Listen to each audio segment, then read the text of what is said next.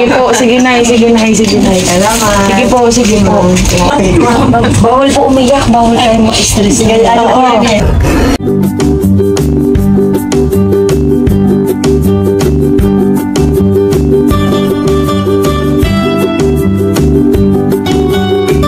So ayan, good morning, good afternoon, good evening guys. Ano kung saan mang panig ng mundo no naabot itong aking content ano.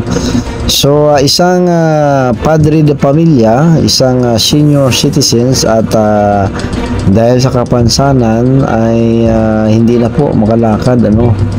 So naghiling po ng isang wheelchair sa ating mahal na si Mara Tamundong.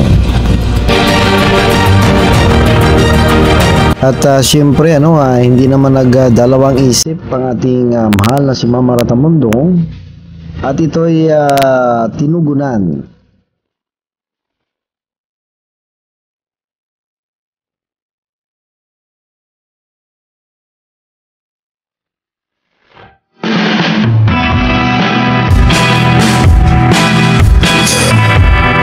Nakabili na ng wheelchair si Mama Ratamundong na siya yung hiling ng senior citizens at ito na tutulak na kami sa kanyang bahay. Nandito pa kami sa may Quirino Avenue. So ang aming destination ay Sobel Avenue. So tara na guys, samahan nyo kami.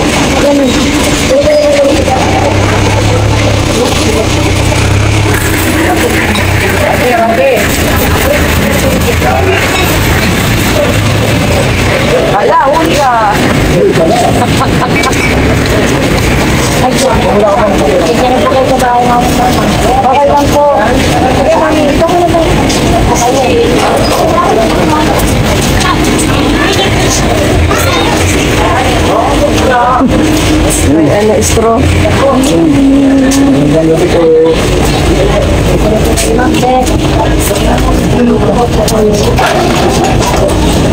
Pagkaso ng pasensya. Ay, dito po. Kasama natin mo si Mamara sa mundo po.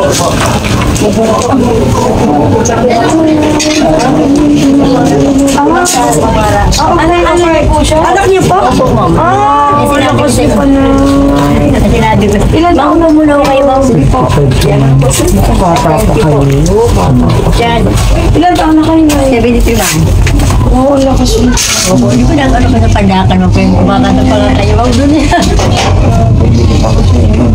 Oo, ma'am. Pasok ko kayo? Ma'am, kayo, sir. Po, ito diniliver ko lang po yung picture. Pasensya na po kayo. Medyo matagal lang po.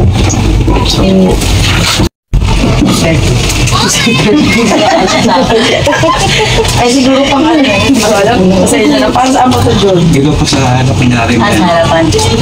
Parang protection. Ano siya, pangharap. Kunyari nakaupo na siya. Oo nga. Hindi siya Di ba lakas? Para dito yan tayo, para kung sakasakaling ano. At Hindi least, kayo mahulog. ano, gusto niyo po subukan? Nalis, Una kayo, sir. Ayan. Ano natin, alalain natin, John? Apo. Sige, malakas po ako. Sige po. Ayan. Yan. Wow, So, parang sinukat. Ito yung lock, sir. May lock ang ilak siya. Ganyan na po siya, ma'am. Hindi siya mahal. Tingnan lang po natin. Ang galing. Kailan po na po? Sana po. Thank you po. Thank you rin po. Thank you rin po. Nakaramba lang po. Bigyan ko po kayo na yan, tag 1,000 pesos. Para sa inyo, nanay. Para sa Yan. Kaya rin. Bawal po umiyak, bawal kayo ma-stress. Oo. Basta tandaan nyo lang, syempre tayo naman po bilang isang tao, gusto ko lang po talagang makatulong. Kasi ako nga po ipinanganak at lumaki ng San Andres Bukid.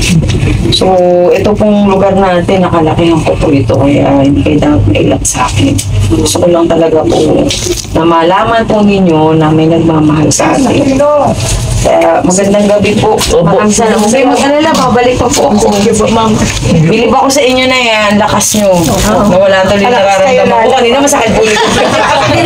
Nawala rin yung sakit ng likod ko. Nahiya tuloy ako magreklamo. Pero sana kasi kayo po yung mga inspirasyon ko eh. Sana pag lumaki anak ko, ganyan, maabutan ko pa rin sila. Pare-pares kami matatanda. Yun ang gusto ko talaga din. At least yung pagiging healthy ninyo, hanggang ngayon naalagaan niyo pa po yung anak niyo.